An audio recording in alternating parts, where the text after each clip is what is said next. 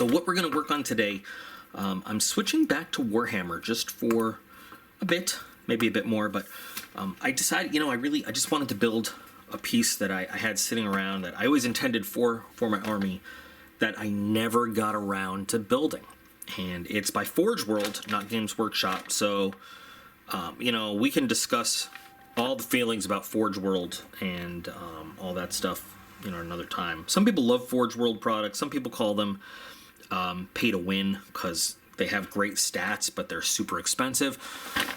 I really love the models, and they have some really cool models. Some people don't like them just because they're so expensive, but we're going to look at the Valdor Tank Hunter, which has a cool history in the Imperial Guard lore and everything, and is just, it's a cool model. It's a cool model. Unfortunately, it is all resin except for some tank tracks, and resin can be intimidating for some people, but it's really not that different from using styrene or plastic models. There's a few things that we do differently, and when you're dealing with resin, in case you're not familiar, so you get a lot of really good detail in big blocky pieces. There is resin is not injection molded, so resin goes into a mold, it's poured, and the mold is usually squished together in two pieces, and then it cures, and you get some really good detail based on the initial casting that it's made from, but also as molds age over time, the detail kind of breaks down, the mold breaks down. Like you can see this little green right there. That's part of the rubber mold in there that's broken off. So you can only use the mold, like an injection molding machine you can use for hundreds of thousands of copies. A resin mold with silicone rubber only works for a handful of copies at a time, and then they have to switch to a new mold. So depending on where your piece comes out in the molding cycle, it can have super clean, clear, crisp details, or it cannot. I mean, it kind of is luck of the draw. You'll notice there's shininess around there. So when they're putting the resin into the mold, they also will spray something called a release agent, and it can be various things. But we need to give these things a little wash before we start painting and assembling, because that can be pretty greasy and prevent glue from sticking, prevent paint from sticking. If you take a look on this piece, this is the main gun. You can see down here, this is the line where the two molds came together, and that's why we have that line there. Sometimes, again, you have great molds that have no lines whatsoever. Sometimes you've got some cleanup to do. So it'll really, and mold and cast quality can vary greatly.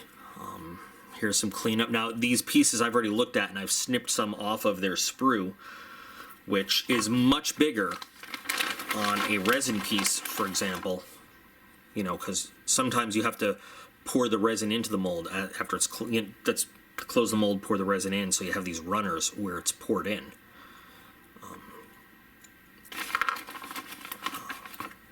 So I've already snipped, this is the main body, front, rear. So for example, this track half goes here and like that, and the gun sits between it. So anyway, there's a lot of cleanup that goes with resin, and pieces that need to be washed, and we need to get them all appropriately ready for putting together before we can actually start assembling it. So if you haven't seen a Forge World resin model, the instructions are not the greatest. They basically, it's not step-by-step instructions like a regular model kit. You get pictures of where things are and how it fits together, and you kind of sort of piece it together from there. So what we've got is we've got the parts list, so we can make sure we've got everything. Okay, so we've already got track piece 1, or 3 rather, 1, 2, and 3, and 4. Those are our main big pieces here, so we're good with that. Sometimes they'll name what the pieces are, sometimes they won't. What is this guy? This is piece number 8. So we've got piece number 8 over here. This is 6. 5. So you see, you can get these very intricate details molded onto a single piece with resin, which you often can't do with styrene or plastic, which is nice. 19 and 20, okay. 24, 23. Oh, I'm sorry, these are both 20. This is 19. These look like they're 18. Number 9 over there. Here's a stubber. What piece number is this? 5A and 6A, they go together. Commander's sprue, so I've got all that. 11 and 12. I don't know for the life of me, what is this little guy right here? This is 16. Yeah, so it's very different than putting together a styrene kit where everything is on here's another piece of the mold right there, that little rubber piece, where everything is very nicely organized on sprues, and you just kind of, it's all there. Here's 14. This is, figuring this out, I believe this is 15 and 17 right here. Okay, let's put that right there. 22, the doors, almost done. 21, it's got a power hose or something. Should we have one of these or two of these? No, we only have one because there's only one. Is there 2 sponsons on the side or one? I think there's only one. Yeah, there's only one side sponson weapon. So we've got one sprue of sponson options here. Okay. Here's the side sponson little turret mount. We've got all these little connections for hoists or toes or whatever. 13, and then finally piece 7, these hoses. So everything is here, and then we've got our track piece. These are just styrene track pieces that would come with a Lehman Russ.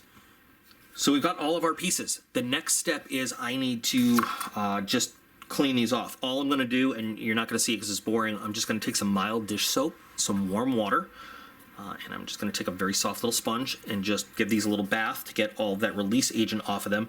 If there are any pieces that are resin that you find are warped or need to be reshaped, because resin can be soft, you soak it in hot water and you bend it to the shape you need to be. Like, for example, sometimes barrels will warp. You just get it hot, it gets soft, you move it to the shape it needs to be, you hold it there until it cools, and it holds its shape pretty well for the most part. You see that a lot with pieces like maybe something like this, like this, great example. See this? And it's even kind of soft like this. Now when we get it hot and we bend it into place, when we let it go and it cools down, it'll hold that shape for us pretty well. I don't see too many other pieces that need that right now. But even as you're working, you know, just you can stop and use that hot water to move the pieces, you know, where you need them. The reason I chose the Valdor Tank Hunter to do as a project, though, is it's kind of a cool vehicle. You know, you don't see them very often, and it's going to be fun. But it doesn't have a whole lot of pieces, so we should be able to do it relatively quickly. I think it'll be fun doing up a big laser cannon and all that kind of stuff. So let me go wash the pieces up. Make sure that we got all the release agent off of all the pieces, and then we will start with figuring out what we build in sub-assemblies, what we prime as is, and all that stuff, and we'll get moving. We have returned from washing. All of our pieces are ready to go. I straightened out a stubber barrel. I straightened out the trench rails, and you know, everything should be ready to go. Now the question is, looking at the assembly, you know, what order are we going to do things in? This is, with all the detail and everything, especially with this gun going in the middle, it's definitely not the kind of thing you want to just put all together and then try to do the painting and the detailing. Especially since we have to put this together with super glue or crazy glue, or, you know, cyanoacrylate, however you want to call it. So I'm going to be looking through here to figure out sort of what's the best process. What do I want to put together in sub-assemblies before I put it all together? Like, for instance, I already know that I'm going to want to put together my little sponson weapon. Here we go. I'm going to want to build this up as an assembly, you know, before I start priming and painting this little area right here. I'm probably going to want to do something similar with the pieces on the side of this. Now, when you're separating And, you know, I didn't intend to make this a how-to with a resin kit, but I recognize I haven't done a lot of resin stuff on my channel before, and I don't want to assume, you know, what people know or what they don't. Some of the things you need to cut with a saw, some of the things you can snip with your snippers. Cut close, and there's going to be a lot of sanding involved with a resin kit, and sometimes even use it like a rotary tool, like a Dremel, to cut pieces to use the sanding drums on there to make it go faster. Definitely want to wear a mask, because you don't want to inhale this stuff, and there will be a lot of dust. So what I'm going to do is I'm going to build this, get that in there. I'll magnetize everything later on, before, you know, I'm ready to finalize it and everything. But I will be magnetizing all of these little sponson weapons so that I have options. There's not a whole lot of options, but, you know, I mean, I don't know. I might want a flamer one day, or and a las cannon the next. What options do we have here? We've got a bolter, a flamer, a heavy stubber, and a las cannon. So yeah, I'll magnetize all those options. You know, enjoy.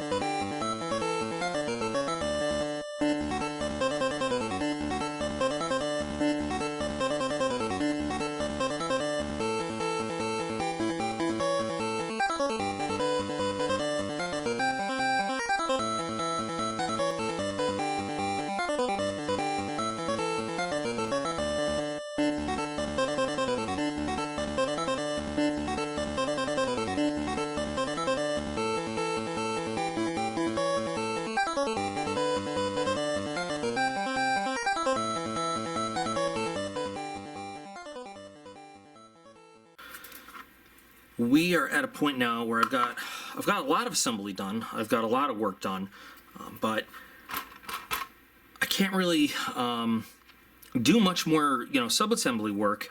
I mean, I could do some more, but I really need to start getting some painting done and some finishing done before I move on. So I'm at the point where I got to paint this cannon, and I also have to do some kind of work on the inner surfaces where everything's going to join up. But first step is to paint the actual laser cannon here so that I can get the cannon assembled into the hull and then get the other track side on, because there are pieces that we need to assemble around all of that stuff. It just sort of, we're at a part where if I don't get that done, and if you see sort of a lot of the construction pieces that need to go on after that point, if I don't get this whole thing painted and actually weathered up and finished kind of before this, I mean, you sort of could maybe reach on in there with brushes and everything afterwards, but it's sort of, I'll say it's an amateur move to put this all together at once and then try to do all your painting and weathering and stuff on it once it's all put together. The pro move here would be to get this all painted and then do some work on these areas, before you assemble, and then mask so that you don't mess it up. Now, my thoughts going into this, in case you guys are interested, I could do the standard blue laser, kind of look, plasma look. It's not a plasma gun, but, something to indicate charged power in here. And I have a whole video on selecting, colors for lasers and plasma and stuff.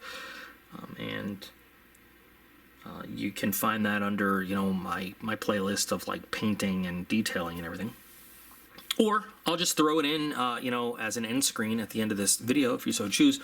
But yeah, I've also been experimenting with the Green Stuff World and the Vallejo Color Shift paints, and they look amazing. And I was thinking maybe I do these areas in a color shift color, just something that would look really cool.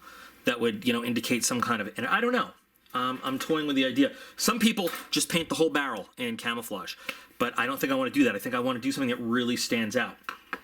What I have been working on, and I'm not nearly done with it, but I've been painting these little YF23s in the color shift colors, in all different ones, so that I can kind of, the camera positioning still isn't working great for that.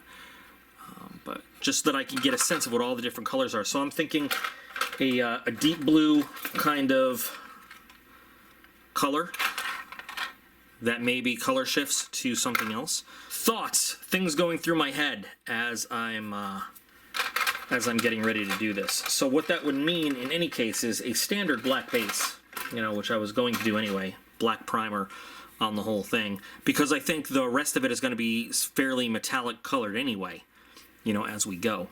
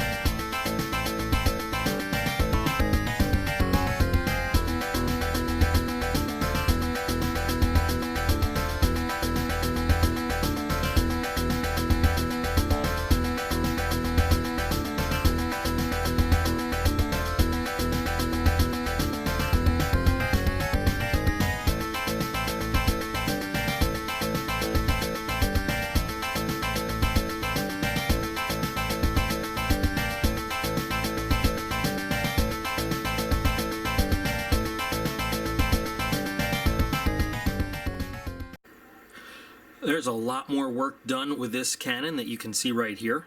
We've got a lot more work to do on this whole thing. So you can catch up with how I've done all the detailing here and the painting and the start of weathering on the actual laser cannon, as well as getting into the vehicle build, the next video in this series.